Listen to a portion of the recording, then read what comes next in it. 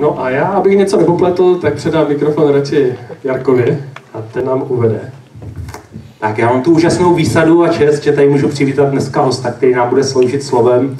A ten host je díky bohu mým dlouholetým přítelem.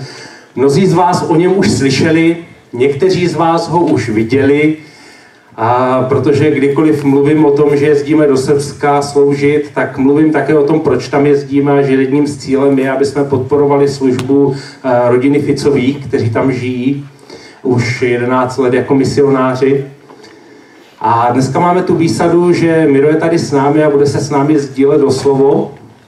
A já věřím, že to bude požehnáním pro nás, takže já ho pozvu, aby jsme se společně pomodlili za to slovo a věřím, že budeme mít skvělý čas.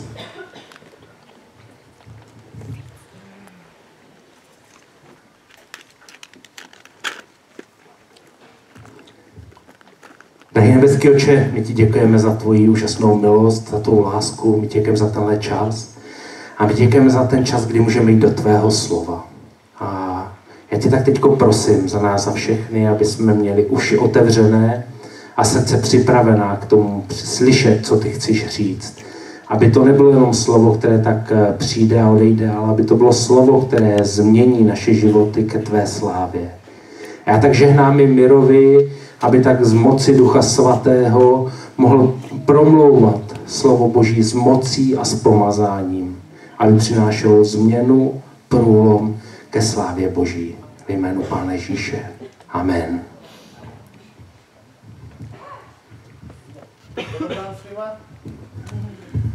Dobrý den všichni. Samo da vidimo da li je nešto naučio Jarek na misiji. Jenom vyzkouší, jestli jsem se už něco na misii naučil. Boží blagoslov. Bůh vám žehnej. Boží blagoslov. Bůh vám žehnej. Aleluja. Tak. To bola prvá lekcia srbo-chorvačtiny. Ja som zo Slovenska, z Humeného. Pardon, ja som z východného Slovenska, lebo Slovensko je po Košice. A od Košic ďalej do ukrajinských hraníc je východné Slovensko. Takže ja som východňar, 11 rokov už žijem v Srbsku. Boh nás tam povolal, aby sme vlastne išli do bývalej Jugoslávii, vlastne krajiny, ktorá bola zmietaná občianskou vojnou. Prvýkrát som tam prišiel v 95. roku. Teraz som sa vlastne našiel na webe, že som tam v 95. roku bol. Vlastne tesne, keď skončila občianská vojna. A bol som tam s tímom 12 ľudí. Sme tam prišli asi len na mesiac a počas toho Boh u mne rozprával. Môže sa niečo trošku s tým zvukom robiť? Nehybem sa veľmi, stojím. Boh u mne rozprával, aby som vlastne tam ostal 1 rok pomáhať lokálnej cirkvi. To bolo vlastne v meste Subotica na hranici s Maďarskom a terajším Srbskom. A zvláštna vec bola, že keď som sa modlil v svojej miestnosti a Duch Svätý mi povedal, ostaň tu 1 celý rok pomáhať zboru. A ja som ráno schádzal, väčšinou každý ráno, som mal stretnutie s tým miestnym pastorom, že sme sa modlili, pýtali sme Ducha Svätého, čo máme robiť a pripravili sme nejaký plán, ako nejaký plán na týždeň existoval, ako budeme robiť evangelizácie, také veci. A ráno som schádzal dole k nemu do obyváku a keď tam prídem do jeho obyváku, tak rozmýšľam, ako mám mu to povedať, že Boh mi povedal, že mám ostať 1 rok v jeho cirkvi. Hej? A vidím, že pastor trošku taký bol nervózny, tam pochodoval po cirkvi a videl som, že niečo ho trápi. Hovorím, že pastor, skôr začneme ako niečo komunikovať, rozprávať, modliť sa a takéto veci, ako čo sa deje. No vieš, no modlil som sa, niečo Pán mi vravel, no daj to na rovinu, čo sa stalo. No, Boh mi, vieš, ale ešte to preskúmaj, ako Boh mi niečo vravel, aby si tu ostal 1 celý rok. No, pred chvíľou to vravel aj mne. Tak som tam zhruba ostal 2 roky, som sa tam oženil. Môj tlmočník, môj najlepší priateľ, môj second leader, spoluvedúci, nakoniec sa stala moja manželkou. Jej meno je Snežana a v preklade to znamená Snehulienka. A ja som jej princ. Halelúja. A máme len 2 synov. Oni tu boli minulého roku v lete, keď ste mali Izraelčanov. Takže vlastne chalani tu už boli. My sme už boli, raz či dvakrát sme boli v Rožňove. Nejakí ľudia už od vás boli u nás na misii, ako Pavel. S ním sme mali dobrý čas. Bolo nám veselo, bolo nám fajn. Jarek a Roman prichádzajú častejšie. Ja chcem sa aj poďakovať za tú strasť, vášeň, ktorú ste vložili a vlastne pred 2 rokmi, keď vlastne boli záplavy v Srbsku, nie v Srbsku, ale v Bosne a čiastočne v Chorvátsku, tak chcem sa poďakovať aj tomuto zboru, že nielen, že poslali čas nejakých ľudí, ktorí tam boli niekoľko dní, ale že ste poslali aj financie. A včera som trošku o tom rozprával, že pre nás to bola tvrdá práca taktiež, pretože to je niečo, čo niektorí z nás nevieme, ako robiť s humanitárnou a s takými vecami, ale tomu lokálnemu pastorovi v Bosne vlastne podarilo sa nám zorganizovať hodne veci a tá pomoc bola vlastne systematická a nemôžeme povedať, že máme z toho nejaké prebudenie, ale vidíme určité percento ľudí, ktorí prišli do zboru, uverili a vlastne dneska sú otvorení pre Pána. Zažívali sme, keď muslimovia prichádzali a pýtali si Bibliu alebo nejakú literatúru, ktorú sme vlastne s humanitárnou pomocou alebo potravinová pomoc, alebo nejako aj to nazvem. Takže chcem sa vám veľmi poďakovať a taktiež, že asi pred 2 rokmi ste 2 roky tomu budú, že ste pustili Tomáša, pastora vášho, keď bol s Pavlom, bol u nás na jednej pastorskej konferencii. Ináč teraz v březnu budeme mať znovu. A tú konferenciu máme zhruba každý rok. Není otvoreného typu konferencia. Je to len na špeciálne pozvanie, pretože veľkú časť tým pastorom radíme my, alebo tým pastorským alebo vodcovským párom, pretože mnohí z nich by si to nemohli dovoliť.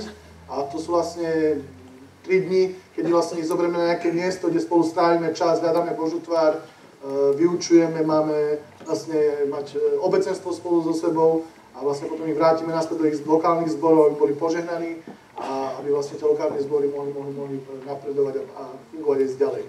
Takže v Lani som mal 40 rokov, mám len 1 manželku, 2 deti,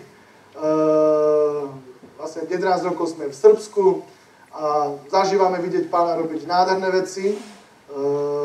Keď sme sa tam sťahovali, to bolo, Boh nám rozprával a vlastne to bolo niekde pri Liptovskom Mikuláši alebo pri Poprade na diaľnici. Vrátil som sa z Viedne, z letiska, viezol som jedného služobníka na lietadlo a keď som sa vracal domov, ináč ja veľmi, keď jazdím sám v aute, ja sa hodne modlím, spievam, uctievam.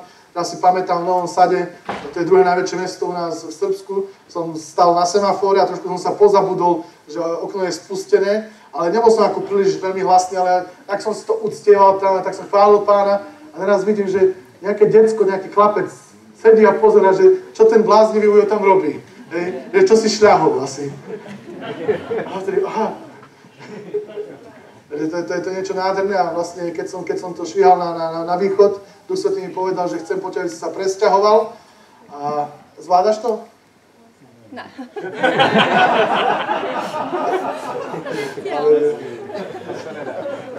Tak Duch Svätý mi vravel, ja to skúsim spomaliť, ubrzdiť. Ja paralelne rozmýšľam v niekoľkých jazykoch, takže ja sa hodne ospravedlňujem. Duch Svätý mi rozprával, aby sme sa presťahovali do Srbska. Ja som v tom období už vnímal, že sa budeme sťahovať. Vedel som, že pôjdeme niekam, pretože aj ako lokálny zbor sme mali rozvinuté misijné stanice, zakladali sme zbor v nejakom inom meste a tak som si myslel, že to bude v rámci Slovenska, že sa presťahujem do iného mesta a Duch Svätý mi tam na diaľnici povedal, chceme si odsťahovať do Srbska. A keď som prišiel domov, ľudia, niektorí, ktorí poznajú moju manželku, ona je trošku nižšia odo mňa, ale je to silná, mocná Božia žena. A som jej prišiel, hovorím, drahá, Boh ku mne rozprával, ideme sa sťahovať. Hovorím, dobre, a kde sa budeme sťahovať? Do Srbska! V žiadnom prípade. Choď a modli sa ešte! Tak sme sa spolu modlili a asi o 2 dní prišla ku mne, ináč ona je pôvodom zo Srbska. Prišla a mi hovorí, drahý, kedy sa budeme sťahovať? Takže vlastne hneď sme začali plánovať naše sťahovanie. Napriek všetkým tým výzvam, ktoré sme mali, sme sa dosťahovali do Srbska. Je to zem, ktorá je, ja hovorím, Spojené štáty americké a Srbsko, to je skoro na istej úrovni, pretože to je zem neobmedzených možností. Ekonomická situácia je možno rozdielna, ale je to zem neobmedzených možností, tam je všetko možné. Ak nič iné, máme 2-krát Vianoce, máme 2-krát Nový rok, máme 2-krát Veľkú noc, my sme dvojnásobne požehnaný. Halelúja. Takže, ak nestíhneš Vianoce, tu môžeš prísť ku nám. Ale dárky dávame len raz. Takže to je zhruba asi náš príbeh. Keď sme vlastne prišli do Srbska, jedno z vecí, ktoré Boh nám rozprával, aby sme začali pracovať s existujúcimi cirkvami, s pastormi. V tom čase, keď sme zvolali nejakých pastorov dohromady, tak chvíľami som sa cítil, že musíme tam mať ten prístroj ako v banke alebo na letisku, keď deti skontrolujú, či má so svojou pištol nejakú zbraň. A vlastne chvíľami to vyzeralo jak na divokom západe, že sa postrieľajú medzi sebou. Ale napríklad pred 2 týždňami som mal pastorskú konferenciu alebo pastorské stretnutie len v našom regióne, kde boli pastori asi 5 alebo 6 denominácií a bolo ich asi 15-16 pastorov, ktorí vlastne spolu sedeli, ktorí spolu komunikovali, kde sme spolu hľadali Božiu tvár. Pred 11 rokmi ten obraz by bol úplne iný. Priveď 2 pastorov a dostaneš minimálne 5 nejakých vyučovaní, teórií alebo nejakých názorov a minimálne 5-6 denominácií z toho máš 2 pastorov. Ale v dnešnej dobe sa to mení, pretože vidíme, že Duch Svätý nás pripravuje do niečoho, pretože ja osobne verím, že balkánsky región je veľmi kľúčový. Vlastne, čo sme videli v posledných časoch, čo sa dialo s utečencami, ale ja som to nazval migrantami. Je to veľmi dôležitá časť sveta a vlastne vidíme, že aj v histórii mnohé dianie na Balkáne malo vplyv na Európu a dokonca na celý svet. Takže ja osobne verím za prebudenie, ktoré my už máme a ktoré žijeme, ale len chceme ho rozšíriť. Takže prebudenie je v nás. Poďme do Božieho slova. A ešte mám jednu prosbu na vás, aby ste si vypli mobilné telefóny, ako ste si všimli, my to nahrávame, takže budete v televízii. To ešte poviem potom neskôr, ale chcem vás poprosiť, vypnite mobilné telefóny. Ak náhodou používate Bibliu v mobilnom telefóne, prosím vás, dajte si ho na letový režim. V jednej chvíli som zaregistroval napríklad Reprák, zaregistroval nejaký mobil, ktorý bol zapnutý. Ak máš Samsung 6, tak ho nevypínaj, pretože ja, ak zazvoní, ja ich zbieram na misiu a ja by som rád mal Samsung 6. Ale ak ti zazvoní telefón a sa neozve pán z druhej strany a nám nedá svoju správu, tak ten telefón znárodňujem pre misiu. Dohodnuté? Nejaké ticho. Vo veľa zboroch ma už poznajú. Keď už ma vidia, tak niektorí ľudia len skáču a vypínajú telefóny.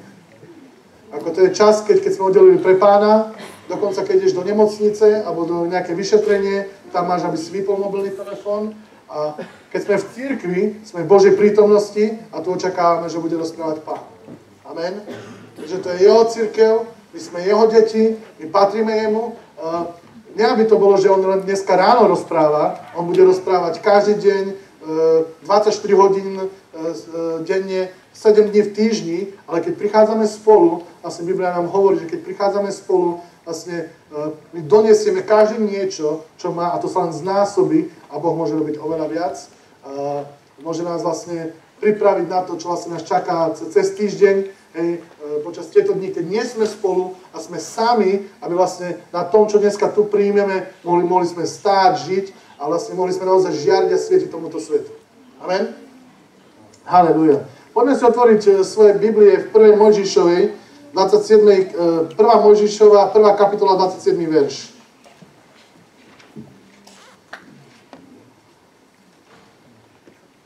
Myslím, že tento verš poznáte všetci. 1. Mojžišova, 1. kapitola, 27. verš. A Boh stvoril človeka na svoj obraz, na obraz Boží ho stvoril, mužské a ženské pohlavie ich stvoril. Chcel by som rozprávať dneska o Božej sláve, o Božej prítomnosti, pretože veľakrát, keď cestujem, ja hodne cestujem, navštevujem rôzne cirkvi v rôznych krajinách, poriadame rôzne semináre, konferencie a veľakrát, s čím sa stretávam, nie v Čechách som to nevidel. Ale v Srbsku, v Chorvátsku, niekde v tých iných krajinách, veľakrát, keď prichádzam do styku s veriacimi, vidím cirkev, ako je zúbožená, zotročená a nežije vlastne v tom, prečo bola povolaná, prečo bola ustanovená a dokonca ako jednotlivci, ako veriaci, nechodia v tom, vlastne, čo Ježiš zaplatil na Golgotskom kríži. A to je veľmi smutné.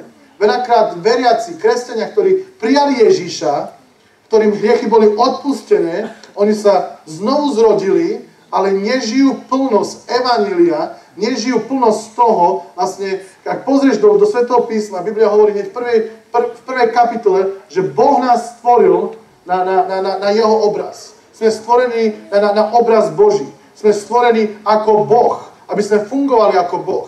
Hej? A my vieme, že Boh je Boh slávy. Ak ideš ďalej, v 3. kapitole, 7. a 10. verši, vlastne vieme, že vlastne prišiel Satan v podobe hada, ktorý pokúšal, Eva zobrala z plodu stromu, jedla taktiež Adam, a tam je jedna zaujímavá vec, ktorá je napísaná, a vtedy sa otvorili oči obidvoch a poznali, že sú nahí. A naviažu cvikového listia strávili si zástery. A potom počuli hlas Hospodina Boha chodiaceho po raji, k dennému vetremu večernému, ale Adam i jeho žena sa skryli pred tvárou Hospodina Boha v prostredku medzi stromami raja. A Hospodin volal na Adama a riekol, kde si? A povedal, počul som tvoj hlas v raji, ale som sa bál, lebo som nahý a preto som sa skryl. Viete čo, veľakrát my si predstavujeme Adama, ako tam pobehuje v raji aj Evu s nejakým figovým listikom, hej, ale to je nezmysel. Takže my sme boli stvorení na Boží imič, na Boží obraz. Sme boli stvorení a ja verím osobne, že Adam a Eva boli oblečení v Božej sláve. Oni mali Božiu slávu. Takže ak pozeráš do Svätého písma ďalej v Rímanom, Biblia hovorí, to, čo prvý Adam stratil, on stratil Božiu slávu, to druhý Adam, Ježiš Kristus, on nám to vrátil. Ale veľakrát, keď vidím veriaci, vidím cirkev, ktorá je zúbožená, ktorá vlastne nechodí v tej sláve, nechodí v tom, vlastne, čo prijali. Na deň spasenia, na deň, keď si prijal Ježiša Krista do svojho srdca, ty si neprijal 10 dekagramov Boha. 20 gramov Ježíša. Hej? Boh není nejaký salám alebo nejaký vlašák. Hej? Ty si prijal celého Ježíša. Prijal si ho v celej jeho sláve a ty si prijal kráľovstvo. V Evangelium svätého Matúša, kde Ježiš hovorí učeníkom, hovorí cirkvi, hovorí každému z nás, hovorí vlastne veškerá moc na nebi a na zemi, to kráľovstvo je dané mne. A komu ju dal? Dal nám kráľovstvo. Dal nám veškerú slávu a moc. A čo povedal? Choďte a šírte kráľovstvo. To znamená, my nemôžeme ísť a dať niečo, čo nemáme. My nemôžeme ísť a minúť niečo, čo nemáme. To znamená, Ježiš to vložil do nás, on to do nás sadil, a na deň spasenia, keď si prijal Ježiša Krista, jeho kráľovstvo, jeho absolútnej sile, sláve a moci, ono vošlo do toho života, jedine to musíš uvoľniť, aby to vyšlo von. Izajášovi napísané, to svetlo, ktoré zažiari von z teba. Hovorí o tých riekach, ktoré potečú von z teba. Viete čo?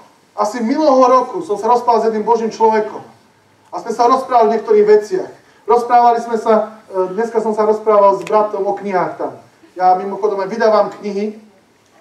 To je jedna z vecí, ktorú Boh nám rozprával, aby sme začali tlačiť dobrú kresťanskú literatúru, čo je veľmi smutné. Na území Srbska my sme jediný kresťanský vydavateľ. Pred možno 5 rokmi alebo 7 rokmi sme boli asi 3 vydavatelia, dneska sme len jediný vydavateľ. A ako to začalo? Tie druhé vydavateľstvo, oni mali sponzorov zo západu. Hej, a vlastne oni vyrobili nejaké knihy, mali po niekoľkých ľudí zamestnaných na plný úväzok a tu prichádza chalan zo Slovenska a Boh mi povedal, začni vydávať knihy. Hovorím, dobre, pane, urobíme to. Prvá kniha, ktorú sme vydávali, bola Boisko mysli. Myslím, že sme distribuovali u vás tú knihu. Niektorí možno si sa s ňou stretli. Od Joyce Meyer. Keď som zhromaždil dosť peňazí na to, že sme tú knihu mohli vytlačiť, tie peniaze mi ukradli. Cestou zo Slovenska do Srbska mi ju ukradli zo zamknutého auta. Auto bolo nepoškodené a mi to ukradli. A vtedy keď som prišiel domov, ja som bol zúfalý. Ja som sedel na gauči, obrovský muž viery, plný očakávania, plný nadšenia. Halelúja, šidona, bakura, baštakara. Drahý pane. A A prišla moja manželka ku mne a hovorí, drahý, čo robíš? Modlím sa k Pánovi za víťazstvo. Staň a volaj k nebu. A niečo ako by sa vo mne pohlo. Áno, Pane. Ja som vyštartoval ako raketa. A začali sme volať. Začali sme sa modliť. Viete čo? Modlil som sa ako o život. Ako nikdy predtým. A vtedy v modlitbe som povedal jednu vec. Satane, možno si dokázal ma spomaliť, ale nikdy ma nezastavíš. A ja si nárokujem na celú tú čiastku, ktorú si ukradol. Nielen, že tá čiastka sa mi vráti, ale 7-krát násobne späť mi to bude vrátené. A jednu vec, čo ti môžem slúbiť, vytlačím viac kníh, zasedím viac ľudí, budem dávať ako dar knihom ľudí, budeme žehnať cirkvi, budeme žehnať veriacich. Včera som komunikoval s jedným človekom, žiadajú pomoc, niečo o nejaké preklady, ale včera som rozmýšľal, v priebehu 10 rokov my sme vydali asi 80 titulov. Pri každej knihe, ktorú som išiel vydať, som nemal ani cent. Ale mal som slovo od Pána. Takže on hovorí, že veškerá moc je nám daná. A on nám prikázal, v Jánovom evanjeliu 15. kapitole napísané, že on nás povolal. 15. kapitola, myslím 15. 16. verš. Že on nás povolal, aby sme prinášali ovocie. Ovocie, ktoré zostáva. To znamená, aby sme išli, aby sme sa reprodukovali, aby sme sa množili, tak ako to Pán prikázal na začiatku, v prvej knihe Mojžišovej, hej, ako to prikázal Adamovi a Eve. Chodte, podmaňte, vládnite zemou, rozmnožte sa. Hej. A to by mala cirkev robiť, to by mali veriaci robiť. Uvedom si, kto si. Uvedom si, že si Božie dieťa. Uvedom si, akého máš otca. Viete čo? My slúžime otcovi, my slúžime kráľovi, ktorý je neobmedzený. Ktorý je neobmedzený. Ja som bol na nejakom stretnutí s nejakými služobníkmi a keď som sa s nimi rozprával a počúval som, a viete čo? Po určitej chvíle mal som toho absolútne dosť. A hovorím, bratia, zastavte sa. Viete čo? Ja som nikde v Biblii nevyčítal, že by Božie kráľovstvo malo ekonomickú krízu. A my sa tu rozprávame o všetkom, čo sa nedá, čo sa nemôže urobiť. Božie kráľovstvo netrpí núdzou. Božie kráľovstvo nemá ekonomickú krízu. Božie kráľovstvo nemá politickú krízu. Otec stále sedí na tróne. Ježiš je po jeho pravici a Duch Svätý bol poslaný na túto zem, aby nám pomáhal, aby bol spolu s nami. Amen? A na deň, keď si prijal Ježiša, Boh vložil jeho slávu do tvojho života. Zvládaš to? Ja sa hodne ospravedlňujem, naozaj ja sa ospravedlňujem. Nezvládam vôbec. Seš dobrá, Lenko. Duch Svätý to zvláda. Áno. Mesiaci kvietnu, sme mali konferenciu. Bylo. Duch Svätý mi povedal, urob konferenciu. Robili sme v Novom Sade. Pre nás to je veľmi kľúčové mesto. A to už bola v rade, neviem, ktorá konferencia. A ja som mu povedal, OK, Pane. Celý týždeň som sa zatvoril do svojej komórky, alebo ja to volám kancelária. Ináč to je miestnosť, kde chalani spia, ak prídu dvaja. Keď prídu viacerí spia v cirkvi. A tam som strávil celý týždeň. Zamknutý, modlil som sa, postil som sa. Pripravil som kázanie svojho života. Verte mi, lepšie kázanie v živote som, dokonca som mohol napísané na papieri. Ale čo sa udialo, neudialo počas tej konferencie. Bola to jednodňová konferencia. Môj jeden kamarát, pastor z Chorvátska, je chválospevný tím. Ináč chvíľami v určitých bodoch som sa cítil ako v Osieku na chválach. Chýbalo tu 5-6 ľudí, ktorí by tu poskakovali a chválili Pána, ale chvíľami to bolo jak v Osieku. Halelujá. A keď sme chválili Pána, on viedol vlastne prvú časť konferencie, urobili sme krátku pauzu a v druhej časti konferencie už končili chvály a vlastne mal som začať kázať. A v tej chvíli, keď som sa postavil za kazateľa, postavil tam Bibliu, dal svoje poznámky, chvály stále ešte išli, boli v prúde a naraz začal som sa modliť a pozerám, čo sa deje v miestnosti. Predstav si asi 5-6 denominácií ľudí, necharizmatických, ktorí nikdy nemali skúsenosť s Duchom Svätým. A oni tam stáli a začali sa klepať jak osiky. Hej. Vidíš, stoja tam, držia sa stoličiek, klepú sa, kukuč otvorený, nevedia, čo sa deje.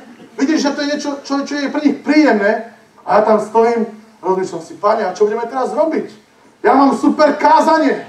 Ja mám kázanie svojho života.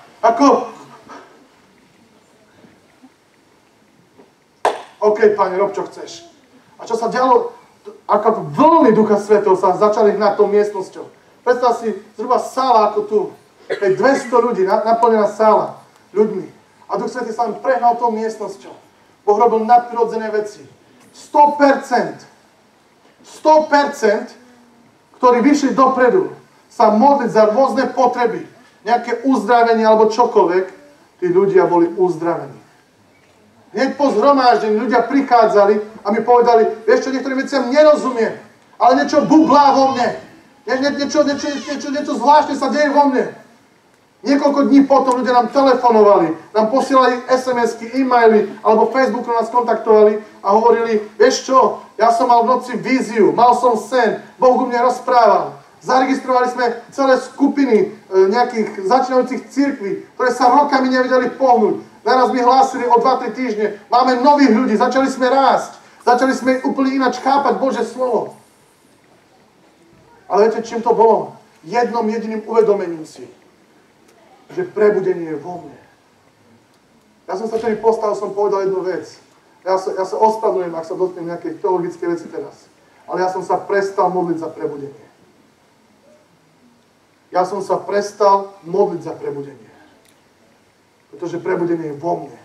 Začal som šíriť prebudenie. Pretože Božie kráľovstvo, jeho sláva, na deň, keď som pre Ježiša Krista, ona vošla do mňa. A ona je vo mne. Možno sú nejaké veci, ktoré ju zastavili. Možno sú nejaké veci, ktoré ju blokovali. Ktoré možno ju limitovali. Ale to je preto, že to bolo z mojej strany. A ja som sa rozhodol, Bože, aby nič v mojom živote nebolo, čo bude blokovať tvoju slávu, tvoju prítomnosť. A teraz ja viem, že mojou úlohou je rozšíriť prebudenie. Kamkoľvek ideme, my šírime prebudenie. Halelúja. Viete čo? Zažívame divy a zázraky. Mal som jednu pani, ktorá prišla na modlitbu. To sa vlastne dostalo dokonca v Čechách minulého roku. Prišla na modlitbu, na výzvu. Ona bola prvýkrát v cirkvi, to som nevedel, som sa dozvedel až neskôr.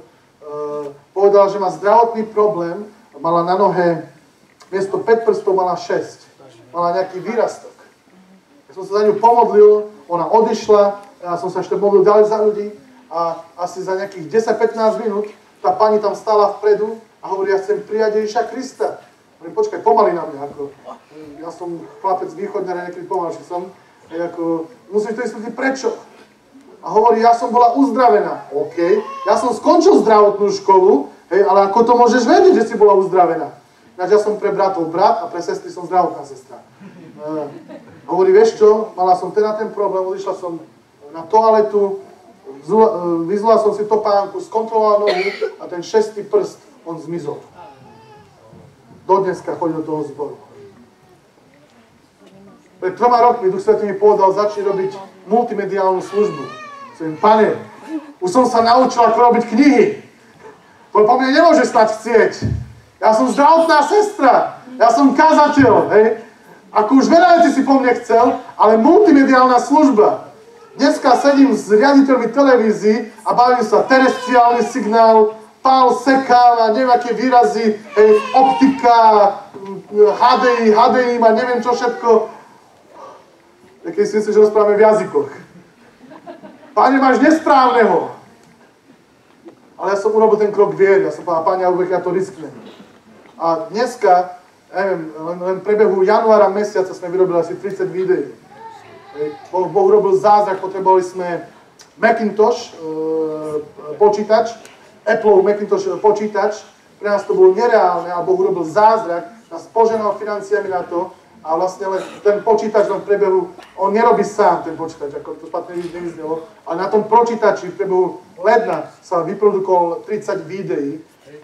A čo sme začali vidieť, ľudia nám začali kontaktovať z celej skoro zemegule. Ľudia nás kontaktujú z Austrálie, z Kanady, z Rakúska, z Nemecka, Československo to je bežné a normálne. A ma kontaktovali jedni ľudia z Rakúska, z Viedne. Hovorí, videli sme nejaké video na internete a chceli by sme, aby sa modlil za nášho syna. dobre, ale budete musieť prísť. Tak o niekoľko dní sa zjavili u mňa na dverách, tak som im kázal o Ježišovi, rozprával som o pokáni, o týchto veciach a potom som sa modlil za ich syna. Ich syn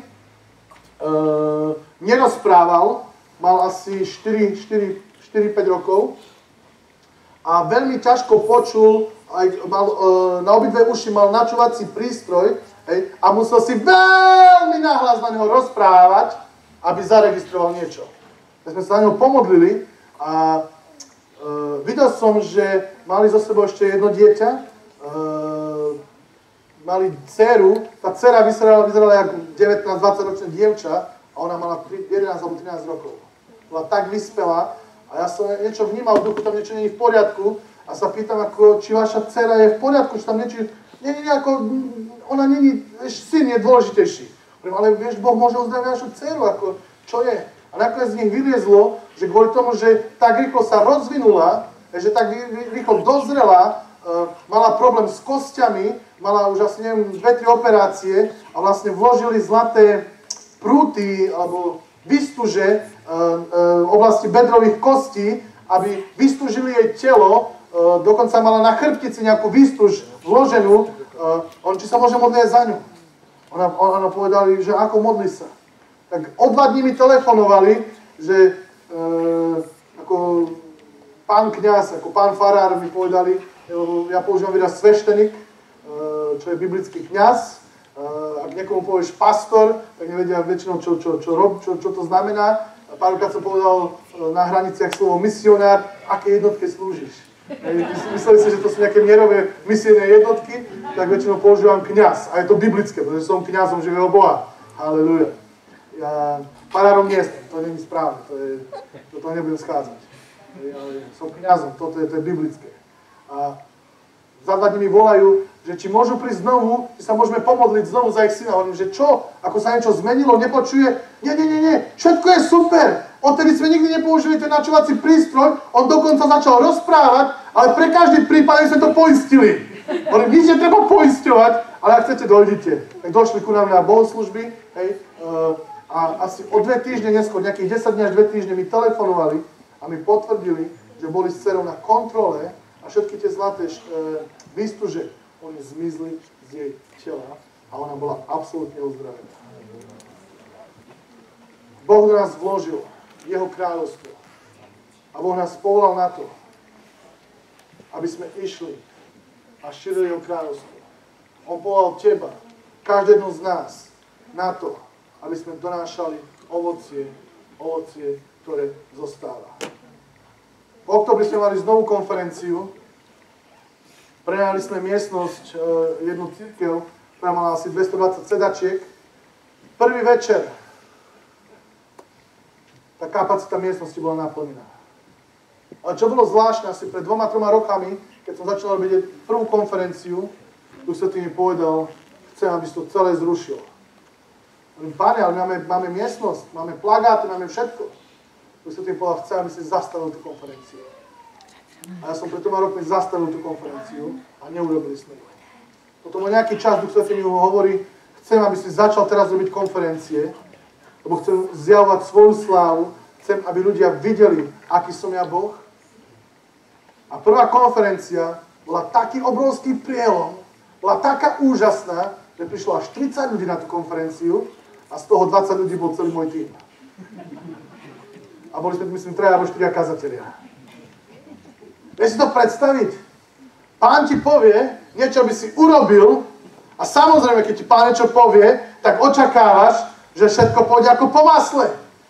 Ja viem, že dneska je únor a počasie vonku je špatné na únor, ale ako, niekto by povedal, ako v zime na saniach.